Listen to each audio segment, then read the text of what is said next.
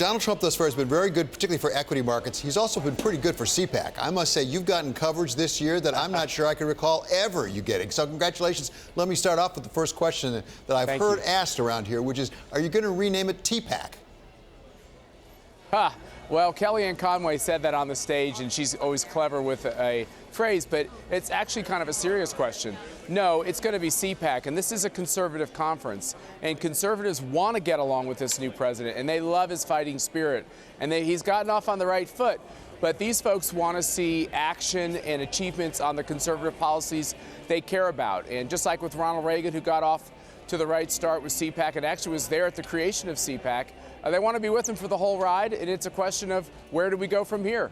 Well, and you point exactly at the issue, because there certainly is a substantial overlap between what at least I understand traditional conservative values to be and a lot of what President Trump is talking about. But it's not a perfect overlap. And there are some aspects, particularly this economic nationalism, which is particularly of interest to our audience, the Bloomberg audience. At what point does economic nationalism become a form of statism, as we see, for example, the president call individual corporations and CEOs and try to get them to do things and not do things? Yeah, no, I think that's a very fair point, and we're going to see how this goes. Maybe I could get you to view it from another perspective. He's also just a booster of the American economy and American investment. And I think it's actually good to have a president that's saying to people, it's kind of acting like a mayor, hey, we've got a good community. You should consider investing here. Presidents usually shy away from doing that, but I actually think that's okay. America is a good place to do business. And, he's making a bargain with these CEOs. He's saying, look, I know it's tough for you to invest in a country where expenses are high, but I'm promising you I'm going to roll back these ridiculous regulations, and I'm going to cut taxes dramatically. I'm going to make this a better place to do business. So that's why you want to be here. To what extent, Matt, if you're willing to tell us, did you adjust your agenda, your schedule, whom you invited, who'd you put on the stage because of the Trump administration? I mean, they are the biggest game in town. Well, of course, we adjusted it to incorporate him and the vice president and Reince Priebus and Steve Bannon and Kellyanne Conway and Betsy DeVos and Attorney General Scott Pruitt and Sebastian Gorka and on and on and on. But we didn't adjust any of our values. And it didn't affect any other invitations. Matter of fact, there are disagreements with conservatives. You brought up some where people might find disagreements with Donald Trump. We actually embrace those disagreements. We've tried to put them front and center on our stage. We trust our attendees to make up their own minds. There's a lot of change in politics now. You're asking me reasonable questions because there's a lot of change. There's realignment going on. We're going to find out where this goes. And what about what I would call, maybe incorrectly, the libertarian wing of the conservative group? Yeah. I mean, the Rand Pauls of this world. I mean, was Rand Paul invited to come and speak? Was he particularly excluded? How did that work? Well, no, not at all. No, Congress is on recess this week, so we didn't have quite as many senators and quite as many congressmen. But yes, absolutely, Rand Paul, who's just beloved by these attendees, was invited. His father is usually invited. We have great libertarian leaders and the heads of think tanks of libertarian organizations. Libertarians are a big and vibrant part of this coalition. Matter of fact, CPAC, one of the cool things about CPAC for conservatives is it's skewed young. 50% of the attendees are either in college or younger. And there's a big libertarian streak in what I might call the youngsters and the younger folks. And they're totally embraced as a part of our program and this movement.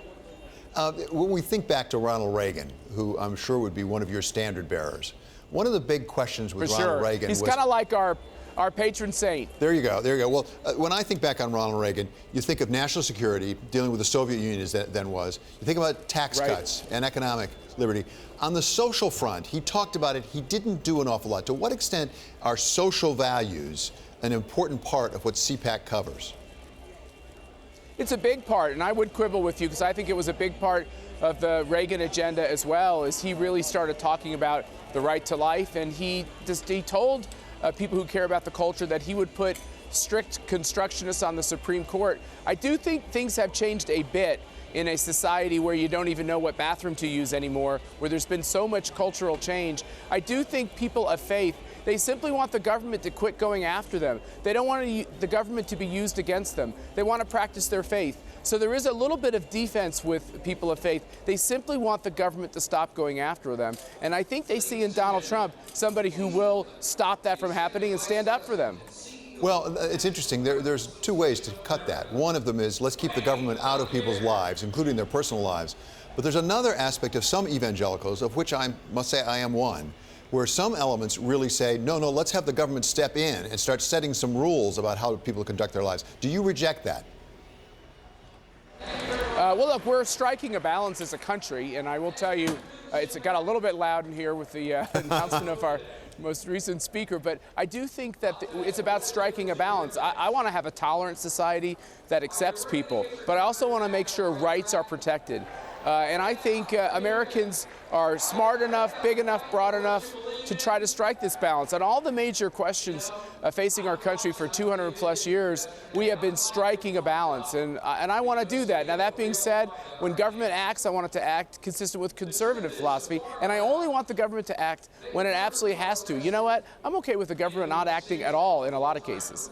So let's go back to your panel yesterday, which was pretty compelling. And I must say, just as a television person, you can put Steve Bannon on pretty much to talk about anything. It's pretty compelling television. Agree with him or disagree with him, it's a compelling television. But he laid out an agenda, that three-part agenda we played at the top of this segment, actually.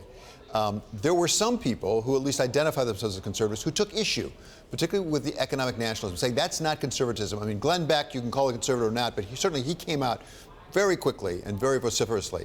Is that an issue going forward about whether economic nationalism really is conservative?